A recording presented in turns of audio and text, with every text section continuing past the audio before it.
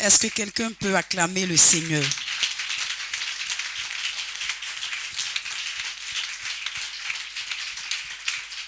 Amen. Nous allons prier pour confier ce moment entre les mains du Seigneur. Prions ensemble. Père, nous voulons bénir ton nom. Ce soir, je veux encore te rendre toute la gloire. Merci pour ce privilège que tu m'accordes de me tenir au-devant de ton peuple. Seigneur, ce peuple merveilleux, éternel, je n'ai rien mérité pour être là, Père. Je veux prier afin que tu prennes la première place, Saint-Esprit. Viens nous enseigner. Révèle-nous, Seigneur, toute la vérité et que ce soir, nous sortons de ta présence remplie, transformée, transfigurée, afin que nous puissions produire des fruits en abondance pour la seule gloire de ton nom. Seigneur, je prie que tout ce qui n'est pas de toi maintenant fasse silence au nom de Jésus, car les ténèbres ne peuvent cohabiter avec la lumière. Prends la première place et que ton nom soit glorifié au nom de Jésus. Amen. Tu peux te rasseoir dans la présence du Seigneur. Je veux bénir la vie, bénir le Seigneur pour la vie de mon Père, notre Père à tous, l'évangéliste Hervé Mélès. Acclame le Seigneur pour la vie de notre papa. Bénis aussi le Seigneur pour la vie de notre maman Pascal Mélès. Les conseillers, les spéciaux et mes collègues pasteurs. Et bénis aussi le Seigneur pour votre vie. Amen. Ce soir encore, j'ai la lourde tâche de nous enseigner par la grâce du Seigneur. Et nous connaissons tous le thème qui nous rassemble depuis le début de cette année. Le thème, c'est « Allons en eau profonde ». Et ce soir, nous allons parler d'un sous-thème qui est « Une plus grande soif de toi ». Le sous-thème que nous traitons ce soir par la grâce du Seigneur, « Une plus grande soif de toi ». Avant de commencer notre moment, je n'ai pas donné le test à la communication, mais l'Esprit de Dieu me donne fortement ce test. Nous allons aller rapidement en Josué 24. Josué 24 à partir du verset 14. Et le verset jusqu'au verset 24, mais nous allons lire 14 à 15 pour le moment. Excusez-moi la communication. Josué 24 à partir du verset 14 à 15. Josué 24, verset 14. Je te prie de suivre ce texte. Allons-y. Maintenant, craignez l'Éternel et servez-le avec intégrité et fidélité. Et servez-le avec intégrité et fidélité. Nous allons nous arrêter là pour le moment. Nous voyons trois mots. Craignez l'Éternel, servez-le avec intégrité et fidélité. Ce texte nous parle de Josué et le peuple d'Israël. C'était, on va dire, quelques jours, si je peux m'exprimer ainsi, avant la mort de Josué. Que le peuple, nous connaissons tous Josué qui a remplacé Moïse, serviteur de l'Éternel. Et Josué a rassemblé le peuple d'Israël, qui a été convoqué sur l'ordre du Seigneur. Et là, Josué va parler au peuple de Dieu, disant que depuis vos ascendants, c'est-à-dire Abraham, c'est-à-dire Térach, le père d'Abraham, vous avez été sous la coupole du Seigneur. Vous êtes sortis du pays d'Égypte. Vous avez vu les prodiges et les miracles que le Seigneur a fait pour vous. Maintenant, cette dernière étape que nous allons franchir, il faut que vous preniez une résolution. D'accord? Donc, il dit au verset 14, « Maintenant, craignez l'Éternel et servez-le avec intégrité et fidélité. » Et nous sommes tous unanimes ici que quand nous avons passé 2022, le Seigneur par son esprit a donné un thème à son serviteur, à notre papa, disant « Allons en eau profonde ». Et il dit « Maintenant, craignez l'Éternel, servez-le avec intégrité et fidélité. » Allons-y, pasteur. Faites disparaître les dieux qu'ont servi vos pères. Faites disparaître les dieux qu'ont servi vos pères. Autrement dit, faites disparaître tout ce qui vous donnait d'être attaché encore au monde. Est-ce qu'on comprend quelque chose? 2022 est passé. Nous avons servi Dieu avec médiocrité. Nous avons servi Dieu avec des dieux encore attachés dans nos vies. Les dieux, je vais expliquer. Ça peut être ton époux, ça peut être ton époux, ça peut être tes enfants, ça peut être ton travail, ça peut être le monde, tout ce qui régit le monde auquel ton cœur prend part. Donc Josué est en train de dire aux enfants d'Israël que ce que le Seigneur vous a tellement fait de bien, il vous a délivré de la main des Égyptiens, il a combattu pour vous jour et nuit. Mais maintenant, avant que nous passions à une nouvelle étape, il fallait que vous fassiez disparaître les faux dieux qu'ont servi vos pères. Donc 2022 est passé. Au soir de 2022, nous avons tous reçu l'enseignement ici par la grâce du Seigneur. Nous avons entendu que nous devons aller en eau profonde. Mais pour aller en eau profonde, il y a des sacrifices que nous devons faire. Le premier sacrifice est de nous détacher un peu de terre. Je dirais même pas un peu, de nous détacher carrément de la terre. Nous continuons l'histoire. Faites disparaître les dieux qu'ont servi vos pères de l'autre côté du fleuve et en Égypte, et servez l'Éternel. Et servez l'Éternel. Autrement dit, en 2023, femmes, hommes, jeunes, enfants de la Galilée, nous devons impérativement faire quoi? Servir l'Éternel. Parce que 2022 est passé avec tout ce que nous avons fait de mauvais. Le Seigneur a laissé passer. Mais maintenant, en 2023, il dit servez l'Éternel avec intégrité, servez l'Éternel, craignez l'Éternel. Autrement dit, faites disparaître tous les faux dieux. Si nous disons que nous sommes en 2023, que nous avons accepté, nous avons adopté le thème allons en eau profonde, alors dès aujourd'hui, nous devons servir l'Éternel avec quoi? Intégrité. Est-ce que quelqu'un comprend quelque chose? Nous continuons le test. Verset 15. Verset 15.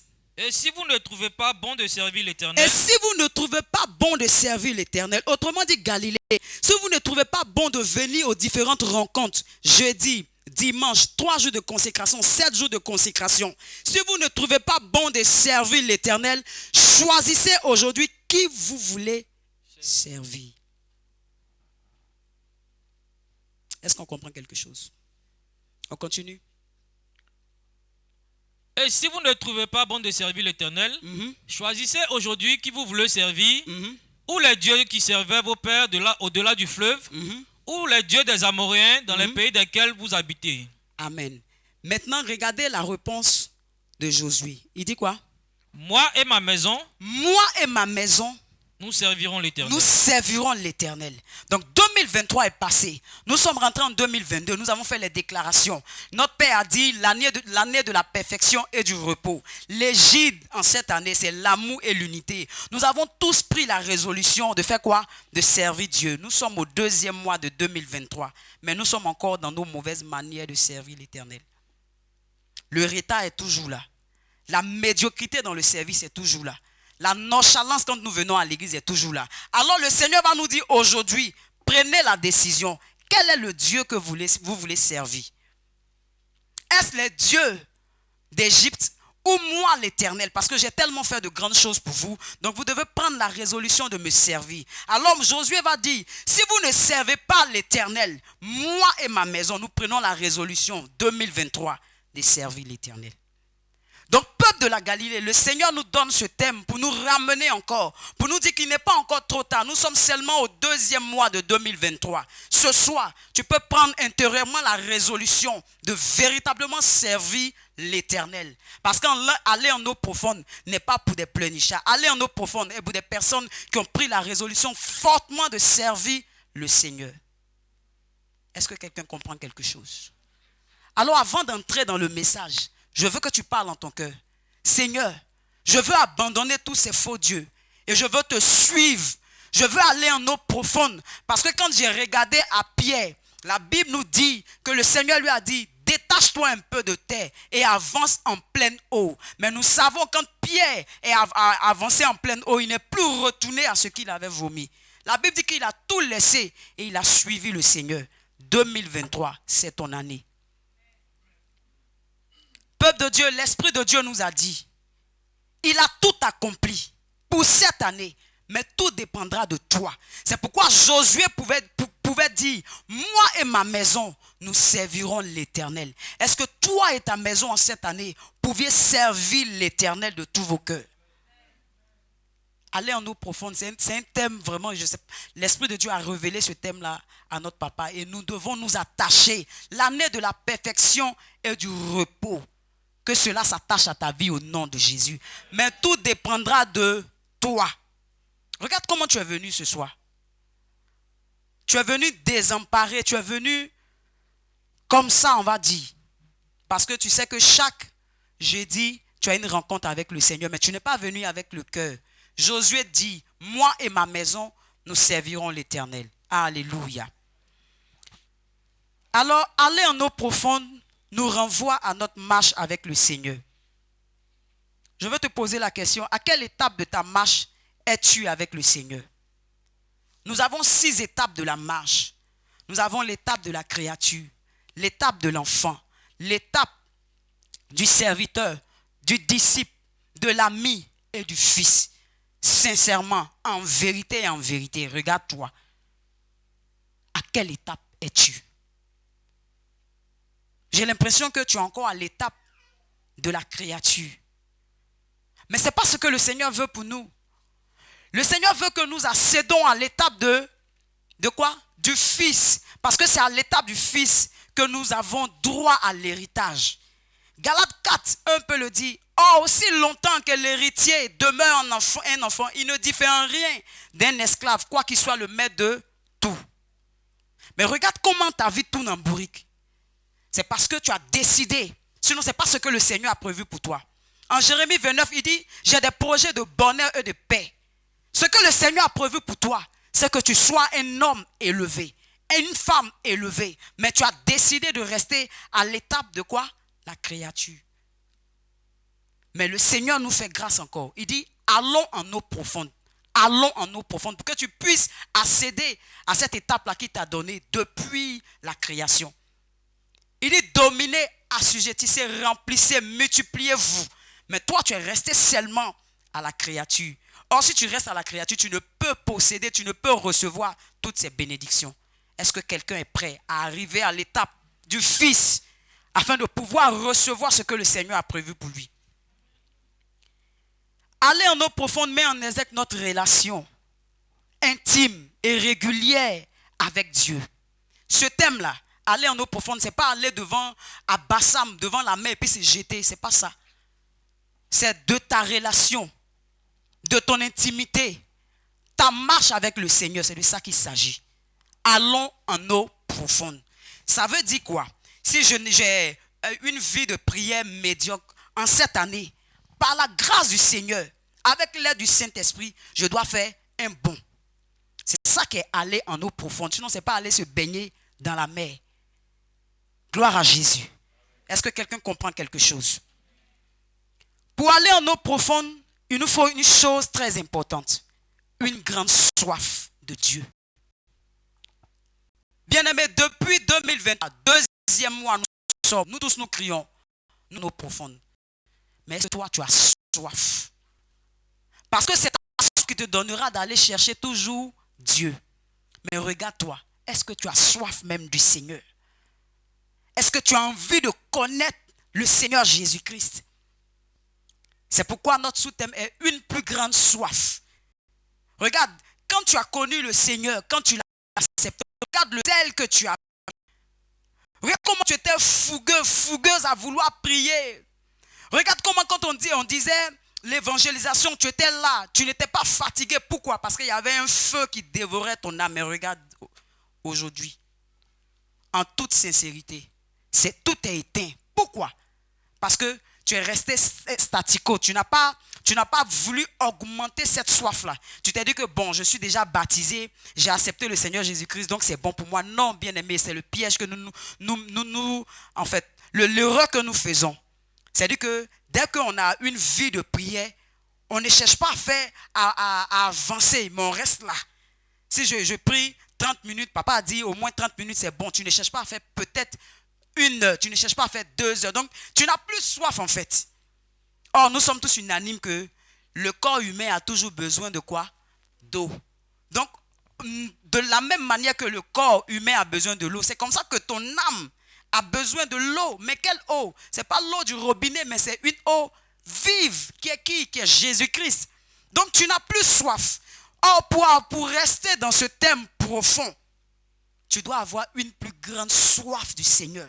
Tu dois toujours, jour après jour, regarder au plus profond de ton cœur. Est-ce que j'ai soif du Seigneur? Est-ce que j'ai soif de passer du temps avec lui? Est-ce que venir à l'église pour moi n'est pas lassant? Est-ce que je peux prendre ma Bible pour pouvoir méditer? est-ce que tu as soif du Seigneur? Alléluia. Amen. On va aller directement dans la parole de Dieu. En Ésaïe 55, le verset 1. Vous tous qui avez soif, vous tous qui avez soif, venez aux eaux. Venez aux eaux. Même celui qui n'a pas d'argent. Même celui qui n'a pas d'argent. Venez. Venez. Achetez et mangez. Achetez et mangez. Venez. Venez. Achetez du vin et du lait. Et du lait. Sans argent. Sans argent. Sans rien payer. Sans rien payer. Gloire à Jésus. Amen. Le salut est offert gratuitement. C'est pourquoi il peut le dire, le Seigneur Jésus peut le dire. Vous tous qui êtes fatigués, chargés, venez à moi. Je fais quoi? Je vous donnerai quoi? Du repos. Et il dit quoi? Si ton fardeau est lourd, décharge ton fardeau à ses pieds. Parce que lui, son fardeau est léger et son joug est doux. Il dit, vous tous qui avez soif. Ce soir, nous tous, nous avons soif du Seigneur Jésus-Christ. Nous tous, nous voulons voir notre intimité. Notre croissance, nous voulons avoir une croissance, comment on appelle ça, spirituelle. Nous voulons être des hommes et des femmes matures. D'où on n'a plus besoin de nous amadouer, de nous blaguer pour venir dans la présence de Dieu. Le Seigneur dit, vous tous qui avez soif, venez à moi. Regardez, aucune eau ne peut désaltérer comme l'eau vive qui est Jésus-Christ. Aucune eau. Aucune. La preuve en est que l'eau du robinet, tu bois, tu as toujours soif. Mais cette eau dont nous parlons, elle est intarissable. Donc il dit, venez vous tous qui avez soif. Allons en eau profonde. Je sais que je ne peux pas aller en eau profonde sans l'Esprit de Dieu. Je ne peux pas aller en eau profonde si je ne manifeste pas la soif. Sinon le thème est là. Mais c'est celui-là qui manifestera la soif de Dieu, qui entrera pleinement dans ce thème-là et qui recevra toutes les bénédictions rattachées à ce thème. On est d'accord? Si je n'ai pas soif, alors aller en eau profonde ne m'intéresse pas. Mais si j'ai soif, si je veux être mature spirituellement, alors ce thème-là s'attache à moi et je dois impérativement avoir soif. Et encore une plus grande soif du Seigneur. Est-ce que tu as soif? Demande à ton voisin, est-ce que tu as soif du Seigneur? Parce que le sous-thème dit une plus grande soif. Mais quand on va fouiller entre nous, il y a d'autres même qui n'ont pas soif. Donc ça sera deux catégories de personnes. Des personnes qui ont eu soif, mais elles se sont arrêtées. C'est-à-dire qu'elles se sont contentées de cette soif-là. Et d'autres personnes qui n'ont même pas soif. Donc ce soir, le Seigneur va travailler pour des personnes qui ont eu soif et qui se sont contentées, elles se sont arrêtées. Et pour des personnes qui n'ont pas soif, le Seigneur va travailler comme ça, au nom de Jésus. Mais une chose est sûre, il faut que tu prennes la résolution de laisser ton cœur afin que le Saint-Esprit puisse travailler pour qu'au sortir de cette rencontre-là, quelque chose, la flamme du Seigneur commence à briller en toi. Quand on te voit, on dit qu'il y a quelque chose qui s'est passé. Alléluia. On va définir la soif. La soif. Sensation correspondant à un besoin de l'organisme en eau. Nous avons deux types de soif. Il y a la soif naturelle, comme je parlais tantôt. J'ai soif d'eau, je vais rapidement me désaltérer. Et la soif dont nous parlons ici, c'est la soif spirituelle. Donc définissons la soif spirituelle. C'est désirer Dieu. C'est vouloir étancher sa soif dans sa présence. Donc pour aller en eau profonde là, tu dois étancher ta soif dans la présence de Dieu. Or la présence de Dieu ne se trouve pas, chercher Dieu là, ne se trouve pas en bordure de route. Chercher Dieu ne se trouve pas au marché. Chercher Dieu ne se trouve pas étant sur son téléphone, allant sur les réseaux sociaux. Non. Chercher Dieu se trouve dans sa présence. Où est sa présence? Sa présence par l'Esprit de Dieu. Après la Pentecôte, l'Esprit de Dieu a été diffusé. Donc partout où je me trouve, l'Esprit de Dieu est avec moi. Mais je veux dire, l'élément ou bien le moyen par lequel je peux être dans la présence de Dieu, c'est sa parole. D'accord? C'est sa parole. C'est quand je suis en train de méditer, en train de communier avec lui, où il me parle et je lui pose des questions. On est ensemble dans la prière. C'est ça qui est la présence de Dieu. Sinon, si tu es en dehors de ce cadre-là, bien aimé, tu ne peux trouver Dieu. Gloire à Jésus. Donc je reprends. La soif spirituelle, c'est désirer Dieu, c'est vouloir étancher sa soif dans sa présence au travers de la prière, de la méditation. Mais il y a une chose que le chrétien ne fait pas. On prie, on médite, mais la mise en pratique de la parole de Dieu, ça là, on ne fait pas. Or, Jacques dit, ne nous bornons pas à écouter. Mais ce qui est essentiel, c'est de mettre la parole en pratique. Parce que c'est quand cette parole est mise en pratique qu'il y a transformation. C'est là que celui qui est dehors, quand tu me vois, il peut m'appeler chrétienne, il peut m'appeler chrétien. C'est là que ma vie peut toucher quelqu'un. C'est en cela que je deviens le sel et la lumière du monde pour attirer des hommes et des femmes au Seigneur Jésus-Christ. Gloire à Jésus. Amen. La soif spirituelle, c'est développer une intimité avec le Saint-Esprit. Alors, nous allons aller encore en Psaume 42. Psaume 42, versets 2 à 3. Ce soir, nous désirons tous une plus grande soif du Seigneur Jésus. Psaume 42, le verset 2 à 3. Comme une biche soupire après des courants d'eau. Comme une biche soupire après des courants d'eau. Ainsi mon âme soupire après toi. Ainsi mon âme soupire après toi. Est-ce que ton âme a déjà soupiré? Le psalmiste dit comme la biche qui a soif, qui cherche de l'eau pour se désaltérer. Ainsi mon âme. Il dit même pas mon corps, il dit mon âme a soif de. Ainsi mon âme soupire après toi, ô Dieu. Bien-aimés, nous n'avons pas soif du Seigneur. Nous n'avons pas soif du Seigneur. Je regardais un culte. En tout cas, depuis que je suis en Galilée ici, c'est quelques personnes qui se lâchent dans la présence de Dieu. Mais le reste comme ça. Elles sont sérieuses dans la présence de Dieu. Mais ce culte que je regardais, je ne voyais pas des femmes, mais je voyais que des hommes.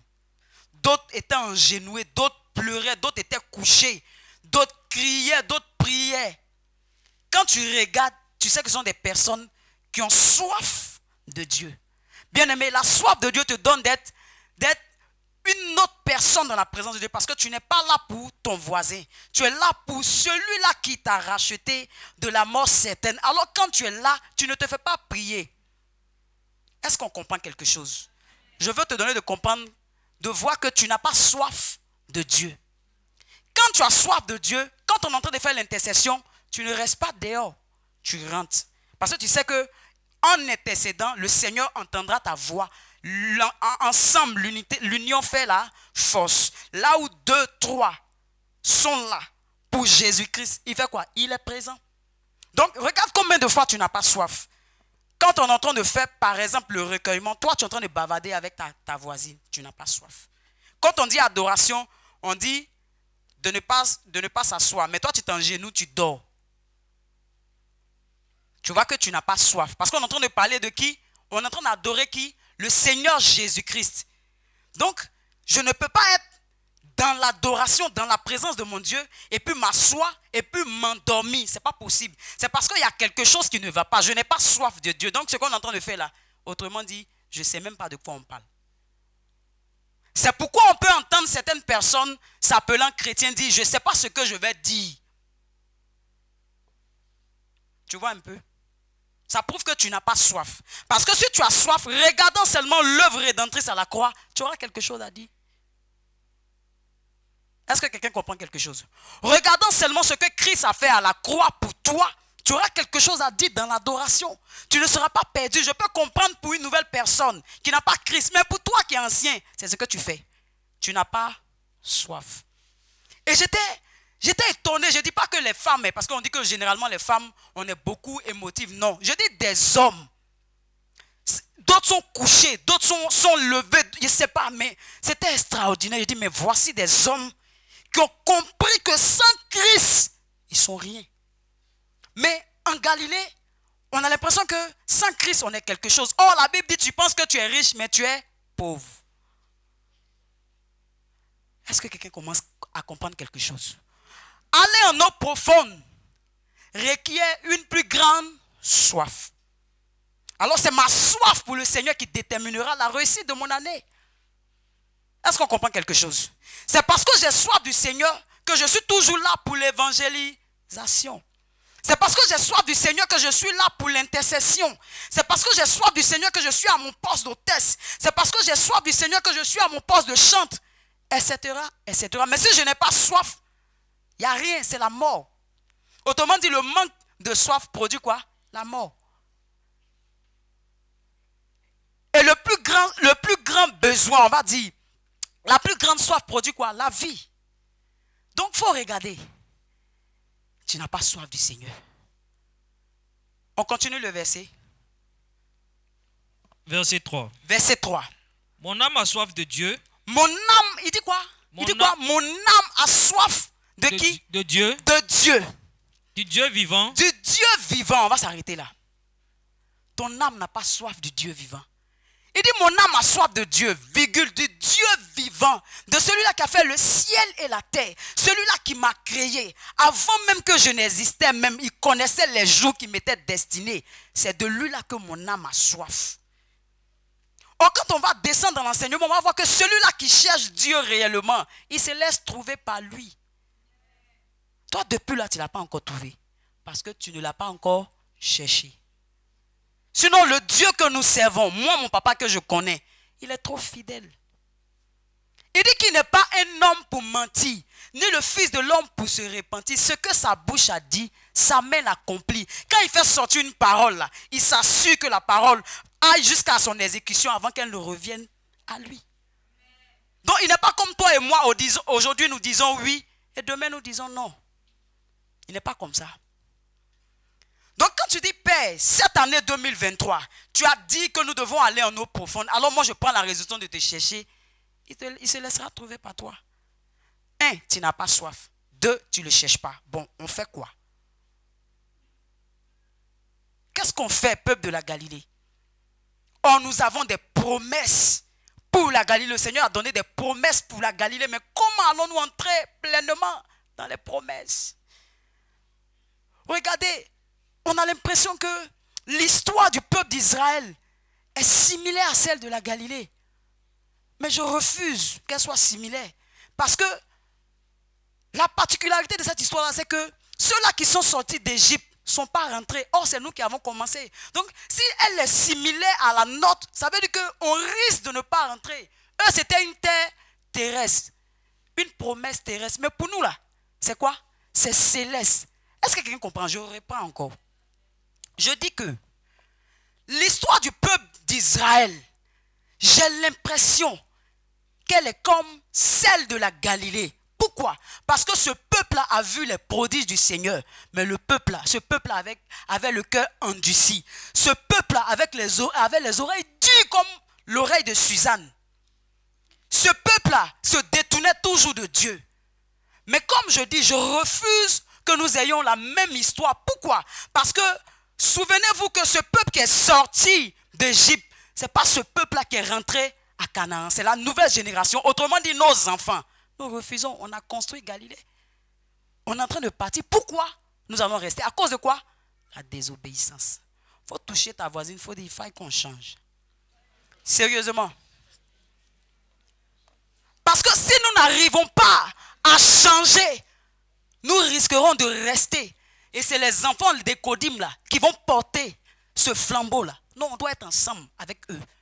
Tout vieillissant derrière eux, allons-y. Pourquoi? Parce qu'on a commencé. On doit terminer. On ne veut pas rentrer dans la logique qui dit que les premiers seront les derniers. Nous, on ne rentre pas dedans. Est-ce que c'est prophétiquement que l'Esprit de Dieu parle? Est-ce que quelqu'un comprend? Je dis qu'on ne veut pas rentrer dans la logique, dans la parole du Seigneur qui dit que les premiers seront les derniers et les derniers seront les premiers. Autrement dit, qu'est-ce que ça veut dire? Si nous restons, nous continuons dans cette même manière de servir Dieu, ce sont nos enfants qui viendront, oui, réaliser ce projet-là. Moi, je refuse. Parce que je paye le prix actuellement. Donc, je dois voir jusqu'au bout. Donc, si tu veux voir jusqu'au bout, allons en eau profonde.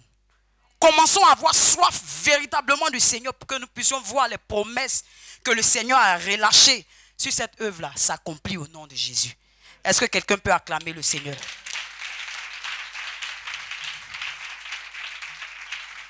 Pasteur, on a fini le verset.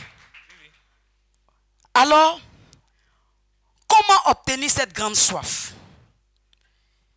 L'élément qui caractérise celui qui désire une grande soif, il y a 2 éléments. Allons en Ésaïe 55, verset 6. Le Ésaïe premier 55, élément se retrouve là-bas. Ésaïe 55, verset 6. verset 6. Cherchez l'Éternel pendant qu'il se trouve. Cherchez l'Éternel pendant qu'il se trouve. Donc le premier élément qui caractérise celui-là qui veut avoir une grande soif, c'est de quoi? C'est de chercher l'Éternel. Mais comment chercher l'Éternel? Je l'ai dit tantôt, c'est dans sa présence.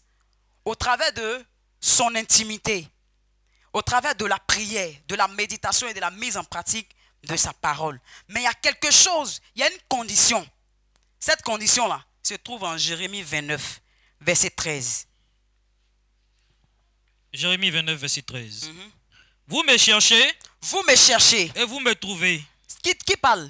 C'est l'Éternel. Il n'est pas un homme pour mentir, comme j'ai dit tantôt. Il dit, vous me cherchez.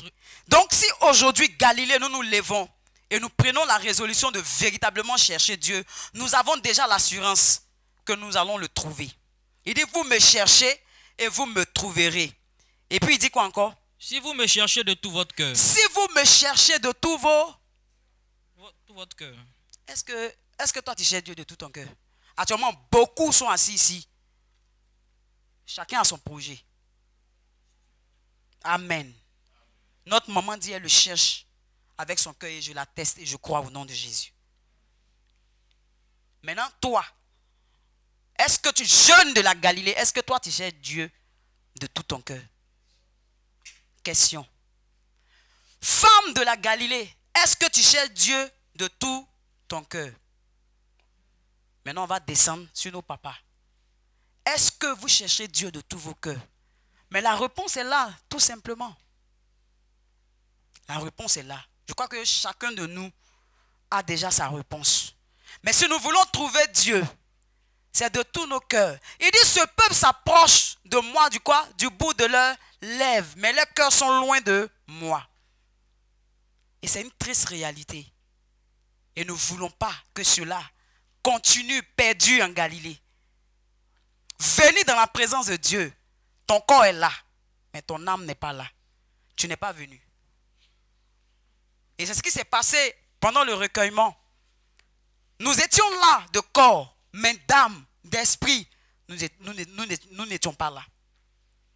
Et quand c'est comme ça, l'Esprit de Dieu est attristé. Parce que c'est lui qui sonde les cœurs, c'est lui qui connaît ton cœur. Tu peux être en train de chanter, mais quand il te regarde, il sait que tu n'es pas vrai. Comment cherches-tu Dieu? Regarde, il y a une catégorie de personnes qui cherchent Dieu pour ce qu'ils doivent avoir en retour. C'est-à-dire, je sais que si je suis active dans l'église, le Seigneur regardera ça et il me récompensera. Par exemple, si c'est une jeune dame qui est célibataire, elle sait que si elle est active dans l'église, par la grâce, par la miséricorde de Dieu, elle pourra faut m'aider. Elle pourra faire quoi? Elle pourra se marier. Donc, tout ce zèle qu'elle a là, c'est un faux zèle. Ce n'est pas le zèle de Romains 12 qui dit hey, merci, c'est le zèle du mariage. Est-ce qu'on comprend? Il faut regarder. Est-ce que tes intentions sont vraies quand tu sais Dieu? Elle est en train de nettoyer l'église. C'est bon. J'encourage, c'est très bon. Mais quelle est l'intention qui accompagne ce nettoyage-là? C'est pourquoi, quand il y a une petite chose, tu es frustré. Tu vois, non, ton truc n'est pas bon. Tu vois, non? Le motif n'est pas bon. Parce que si le motif était bon, quand les coups arrivent, tu fais quoi? Ton dos. Est-ce que quelqu'un commence à comprendre quelque chose? Tu vois, non? Je suis chantre du groupe de louanges. Et autant que nous sommes, vous savez comment notre père est très pointueux sur le groupe de louanges. Donc, si mon père me fait des réprimandes, que matin je me lève, je dis je sors du groupe de louanges, ça veut dire que le motif n'était pas... J'ai dit que je prenais le micro pour montrer l'éloquence de ma voix.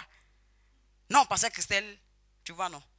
Elle chante même. Pour faire quoi? Pour avoir quelque chose. Mais si le motif est fondé sur Jésus-Christ, sachant que, étant en train de chanter, le Seigneur utilisera cette vilaine voix-là pour toucher le cœur de quelqu'un, alors quand les réprimandes viennent, mon dos. Je ne dis pas que ça ne fait pas mal. Hein. Ça fait mal, mais tu puises encore dans le rocher et puis tu continues la marche. Pourquoi? Parce que tu as une destinée à accomplir. Peuple de Dieu, si nous comprenons ça, Galilée avancera. Est-ce qu'on comprend quelque chose? Donc, tous ceux-là qui sont dans les services, pour si peu, je veux partir là. Le motif là, ce n'est pas fondé. Sinon, quand c'est fondé là, coûte que coûte, vaille que vaille, tu es là. Pourquoi au travail là, quand on te fait, tu es là-bas? C'est parce que le motif est fondé. En causons. Alléluia. C'est parce que le motif est quoi? Fondé. Parce qu'à la fin du mois, je reçois mon salaire. Donc, sautez, faites tout. Mais le 31 ou bien le 5, moi, il y a mon salaire. Mais comme ici, c'est le suprême qui est le rémunérateur, tu ne vois pas ça de manière physique. Donc, tu vois, non? Il faut revoir ton motif. Pardon. Dis à ton frère, revois. Revois. Revois le motif. Revois le motif. Alléluia. Donc, si nous cherchons Dieu, oh, le Seigneur est merveilleux. Il dit, si mon peuple, c'est qui est invoqué mon nom, s'humilie, prie, cherche ma face, il fait quoi? Si se détourne de ses mauvaises voies, moi, l'Éternel, je fais quoi? Donc, le Seigneur ne nous condamne pas ce soir, mais il ouvre simplement nos esprits à comprendre qu'on est au deuxième mois, ce n'est pas encore tard, on peut revenir encore. Si on revient, il dit, je ne me lasse pas de pardonner, mais ce que j'attends des hommes, c'est qu'ils reviennent de leur mauvaise voie. C'est ce qu'il attend de nous. Alléluia. Donc dit, je reviens de mes mauvaises voies. Tous ces motifs qui n'étaient pas fondés là, sont fondés aujourd'hui au nom de Jésus. Sur qui? Sur Christ. Dans l'église, les deux services qui se sapent, ce sont mes hôtesses et le protocole. Maintenant, tu as fouillé jusqu'à, comme tu veux te saper, tu es rentré là-bas. Et puis l'Esprit de Dieu va utiliser soit Madame Atumbe ou bien ma soeur Sabine pour te faire un truc, tu vas vouloir sortir.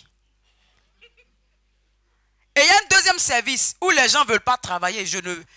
J'accorde plein de respect à ce service-là, la DSG. Mais généralement, quand les gens ne veulent pas trop travailler là, ce n'est pas là-bas le Seigneur t'a appelé. Tu es rentré dans quel service? Groupe de louanges même. Hôtesse, la protocole. Bon, DSG. Ce n'est pas là-bas on t'a appelé.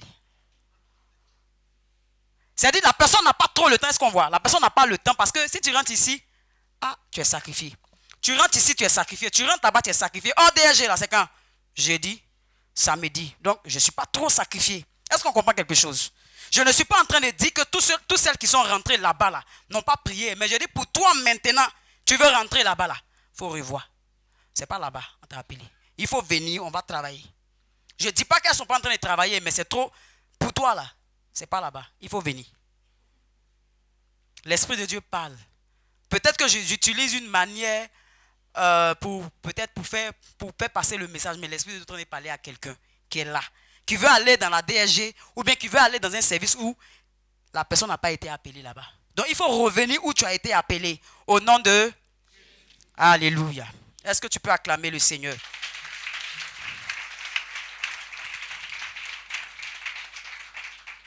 La quête de ton Dieu détermine le niveau de ta soif. Plus tu le recherches, plus le niveau de ta soif augmente. Moins tu le recherches, le niveau de ta soif fait quoi? Diminue.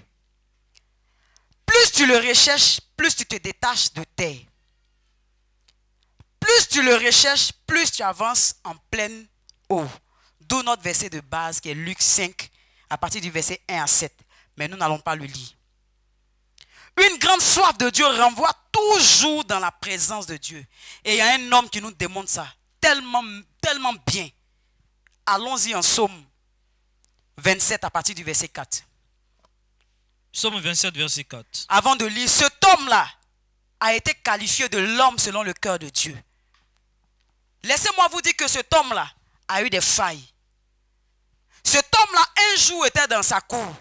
Pendant qu'une femme prenait sa douche, il était sur le toit, on va dire sur la dalle, si on peut s'exprimer ainsi.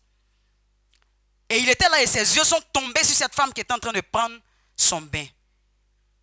L'homme qui est selon le cœur de Dieu a eu quoi? une faiblesse. Il est tombé. Il est allé avec cette femme-là. Il a fait encore grave. Il a fait tuer le mari de cette femme-là pour pouvoir avoir cette femme-là pour épouse. D'où le nom qui est Bathsheba. Alléluia. Mais regardez, cet homme-là avait un cœur repentant. Il reconnaissait ses fautes. Il pouvait le dire, Seigneur, crée en moi un cœur pur, renouvelle en moi un esprit bien disposé. Mais regardez comment cet homme-là aimait Dieu. Cet homme-là, je peux l'appeler un assoiffé du Dieu vivant. À chaque fois, à chaque décision, il consultait son Père.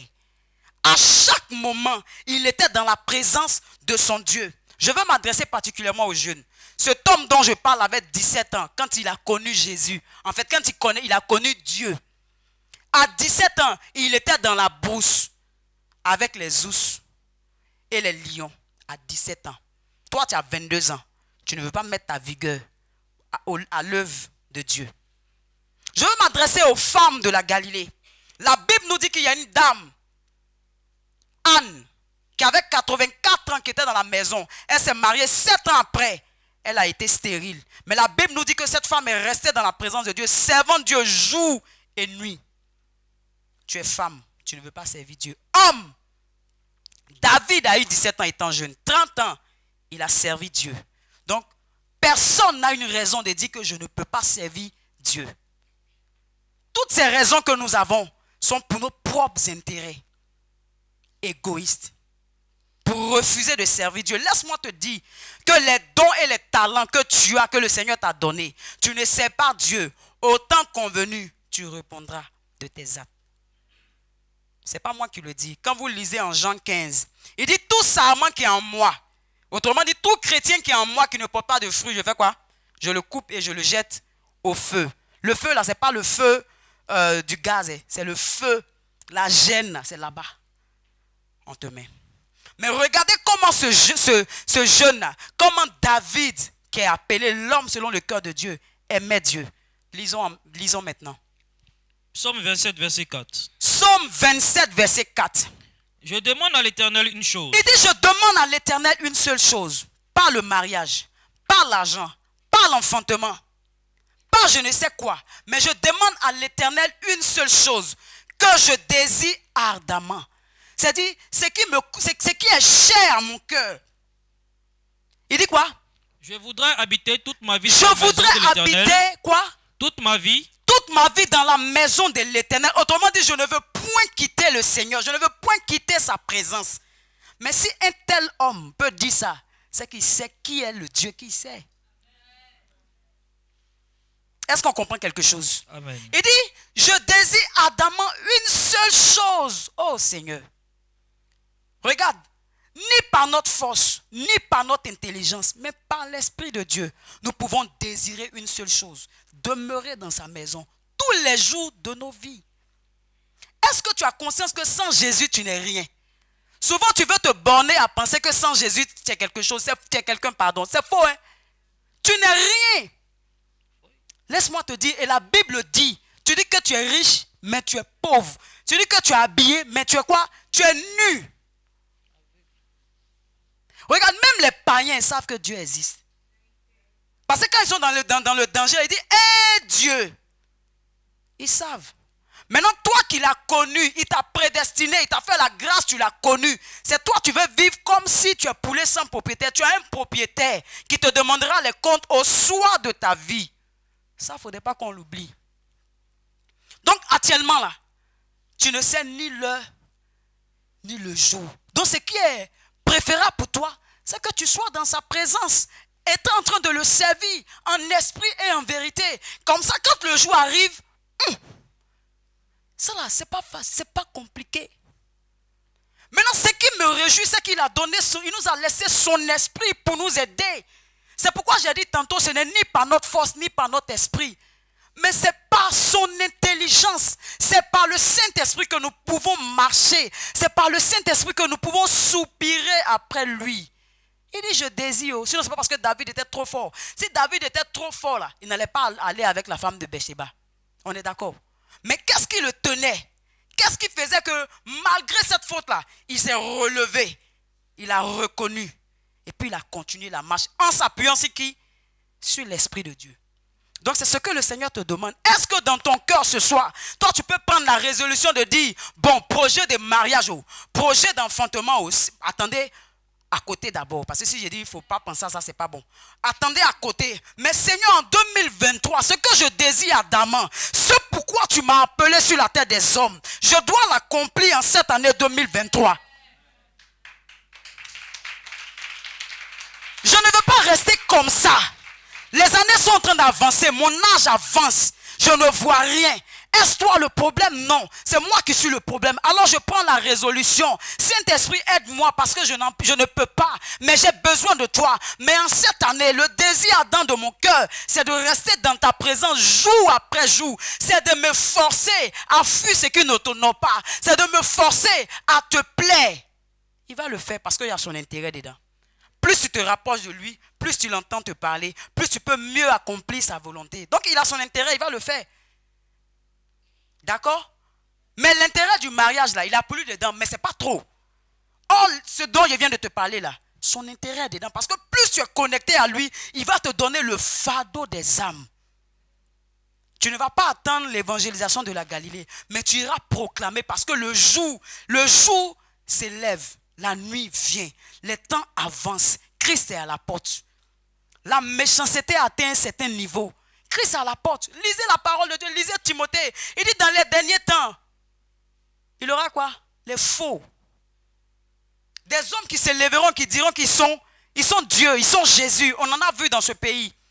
Christ est à la porte, bien-aimé. Pour faire du mal à quelqu'un, ça n'a plus de sens. On m'achète des personnes, des organes sont vendus. Christ est à la porte. Regardez au temps de Noé. La Bible dit, quand le péché est monté à un certain niveau, est monté au trône du Dieu vivant, il a fait quoi? Il a décidé de détruire la terre. Donc Christ est à la porte. Galilée, il est temps. Il est temps que nous prenions la résolution d'habiter, de faire de Christ notre essentiel. Il ne faudrait plus que ça soit seulement des paroles du bout de nos lèvres, mais il faut que ça sorte de nos cœurs. Bien aimé, quand tu es sincère, ton voisin qui est devant toi sait que tu es sincère. Quand tu es hypocrite, ton voisin qui est devant toi sait que tu es hypocrite.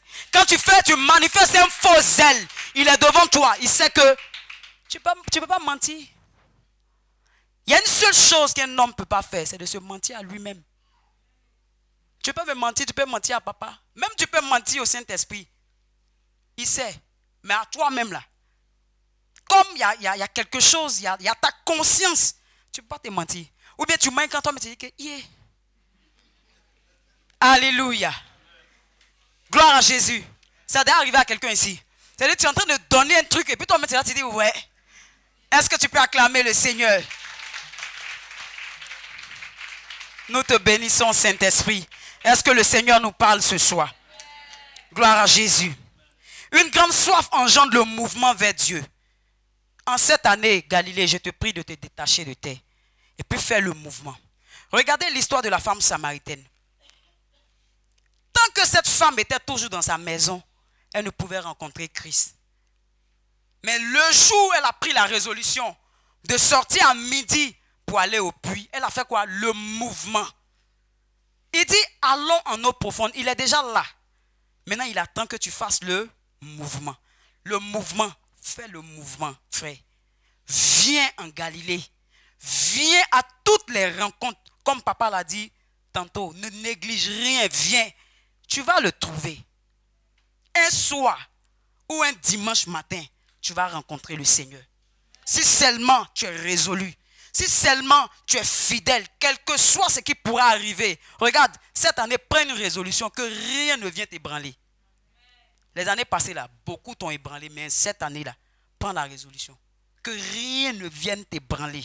Parce que quand tu es ébranlé, c'est toute une génération que tu es en train de tuer. Je m'explique. Toi, tu es la source d'eau. De toi doit jaillir de l'eau pour plusieurs générations.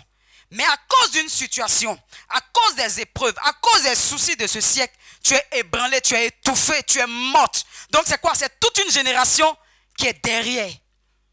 Vous pensez que si Abraham n'avait pas accepté, n'avait pas obéi à la voix de Dieu, nous serons ici? Répondez-moi.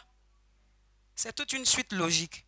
C'est parce que Abraham a accepté l'appel, il a obéi, qu'il est rentré dans la promesse. Et de lui, David est sorti. De lui, Jésus est sorti. Et nous sommes sortis. Donc lorsque tu es ébranlé, lorsque tu ne crois plus, lorsque tu décides d'être amer, souviens-toi que le Seigneur a dit, c'est toute une génération que tu es en train de tuer. Parce que cette génération-là ne naîtra pas. Elle ne verra pas le jour. Pourquoi? Parce que le leader, pourquoi? Parce que celui-là qui a été mis comme la bonne pour apporter la lumière a décidé de s'éteindre à cause de quoi? Des soucis de ce siècle. Or, Christ a porté le fardeau. Tu me diras que je ne suis pas comme Christ. Or, la Bible dit, vous êtes des dieux. Quand c'est dans le domaine de la bénédiction, tu récites, je suis un Dieu. Mais quand c'est dans le domaine où tu dois porter ta croix là, tu dis que je ne suis pas Dieu. Or, la Bible dit, tel qu'il est, tel que vous êtes. Faut dire. Alléluia. Est-ce que... Attendez, je vois le temps. Vous avez vu, non? Bon, il reste un peu. D'accord. Bon. Alléluia. Ouais, c'est comme ça. Donc, on va terminer jeudi prochain. Est-ce que quelqu'un peut se tenir levé? On va continuer.